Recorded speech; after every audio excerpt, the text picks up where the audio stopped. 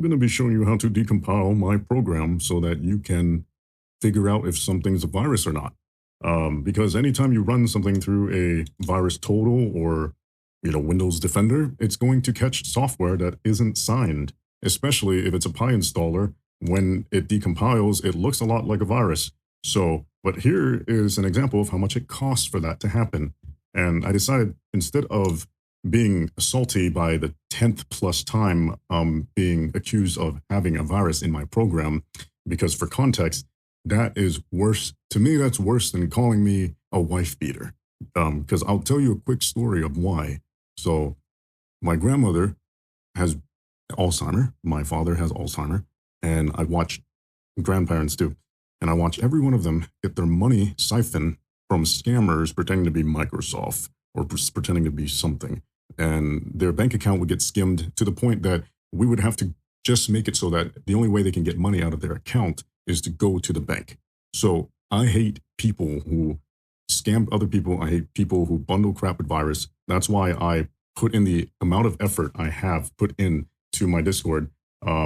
And credit to Michael and the other Nexus staff, because they really care about you guys. All of these posts right here are from Nexus staff members themselves, like the admin team, essentially warning the people in my Discord about what are viruses.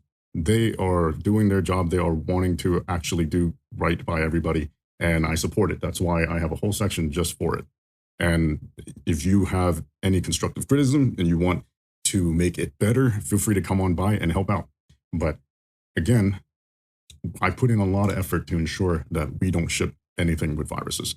And so I want to make sure that you can see the process for yourself if you think something may be a virus. The smartest thing would be to run it on a sandbox, like Sandboxy, or specifically like a VMware or a virtual box, some type of virtual box, so you don't harm your own environment. But what I'm going to do, because of this very specific accusation, I'm going to download this 3.1.2 version that he is claiming has a virus that was compromised. Now, he edited his post to remove the insult, but he essentially said, I can't trust somebody who has only been modding for 6 months, or account that's only old for 6 months. And yeah, I can't trust anybody like that. So I'm not going to use your mod anyway.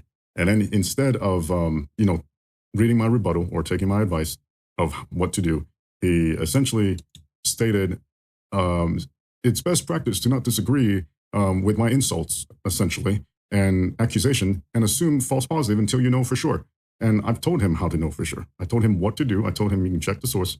He can decompile the exe. So I'm going to show him, and I'll explain why, as I've shown you, how much it costs to just get a license, which I looked into.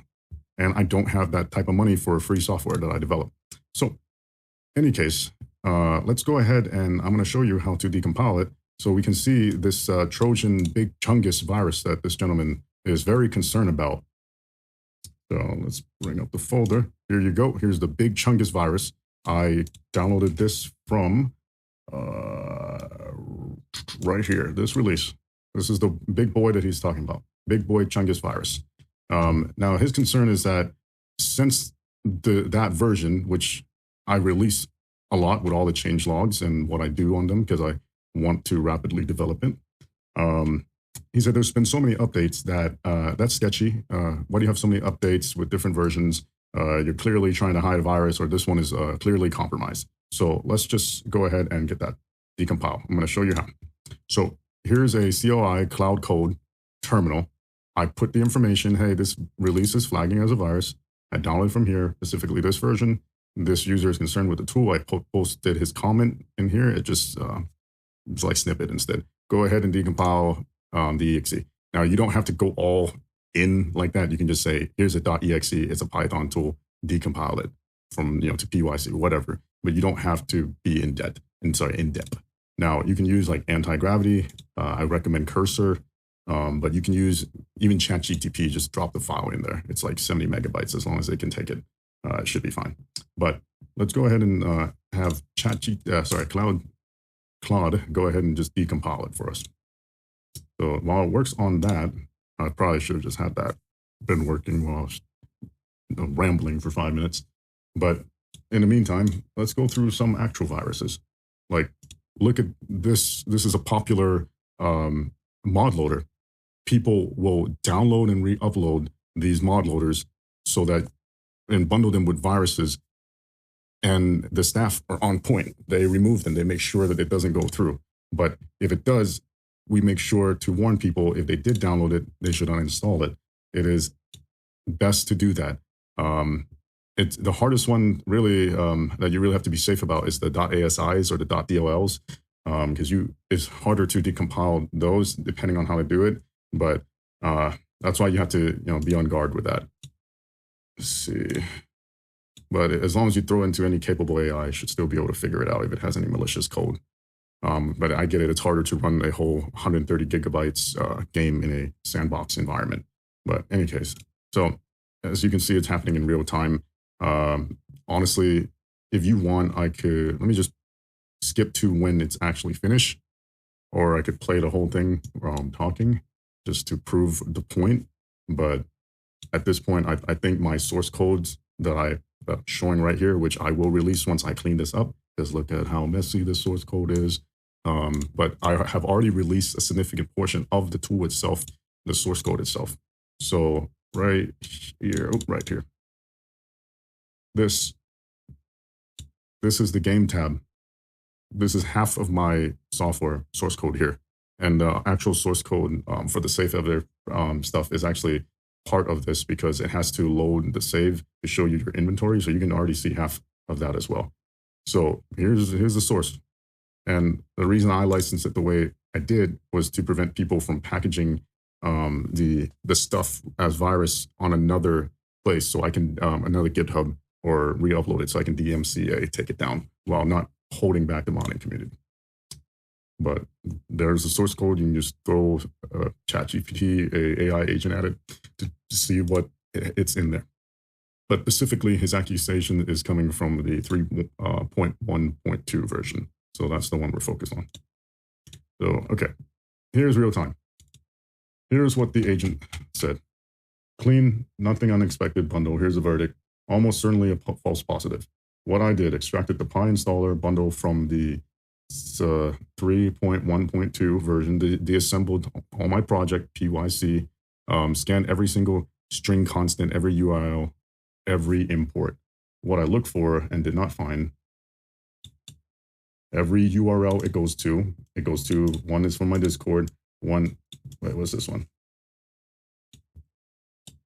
Oh wait, is this my buddy Potter? Yeah, so this is my buddy, sorry, not Potter, Demon, he's in the Discord as well, awesome dude. He made this teleporter. I included that into the teleporter tab because that is more efficient than my teleporter tab. Okay, so that's what that is. That's the release. My own repo. I wish you wouldn't, let me want to see the whole thing. Let's have it give us the whole thing. I'm pretty sure that's just the actual release itself, but at this point, I'm trying to be fully transparent of what I found. But then again, it would just tell me if it did find something bad, or if it wasn't my repo. It must be my community repo. Oh, come on, don't mess up now. What is this full length? Notoriously fires because of this bundle. Basically what I already explained to the gentleman here that insulted me anyways, right here, Mr. Scar with 2 R's. So Champion of Justice wants to ensure that everybody knows I stickied it too. The same thing I stickied for the last gentleman who said the same thing. The only difference is that gentleman actually put in effort to actually look into the program and the activity it was running in the background, as well as the network traffic that it was performing or what registry it was touching, and found that there was nothing malicious about it, but he actually put in the effort to do that. If I can find it, I had this pinned for like a week. Oh, look, this gentleman apparently posted a comment a while back as well. So he's been using it since 3.1.0, but now is super concerned about the virus. But I pinned his post because I want him to know I'm not hiding from the accusations, nor do I want to withhold people spreading viruses, malware to warn other people. That's why this exists. But what I am against is misinformation, because that's dangerous as well. It's the same level as trying to say Black people shouldn't wear sunscreen because they're Black. Their skin, won't tan. They're safe. No, it's going to still give you skin cancer. That's what the sun does.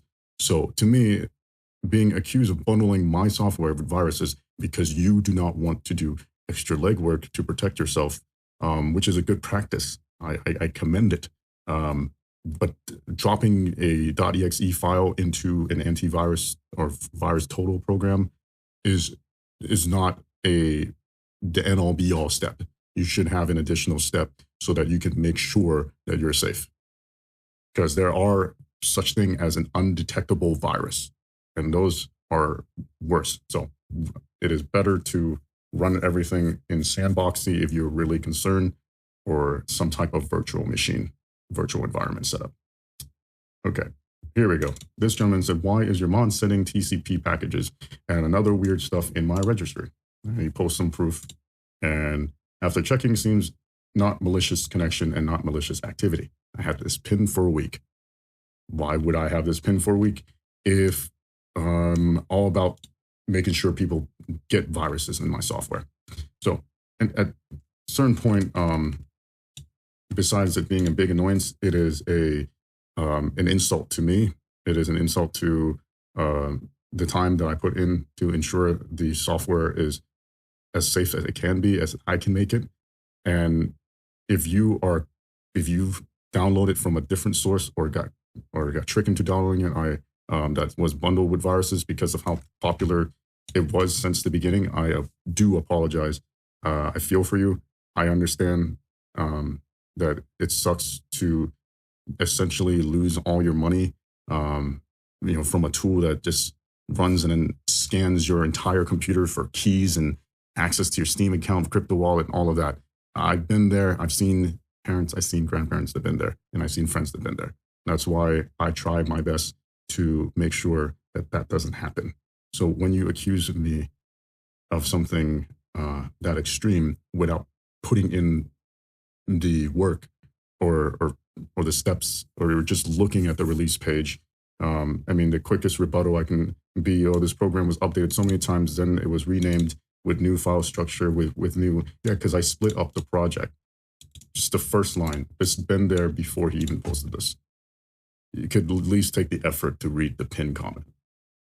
So if you really want to protect yourself and protect others, for this gentleman, do the legwork, put in the effort, do something about it. I am.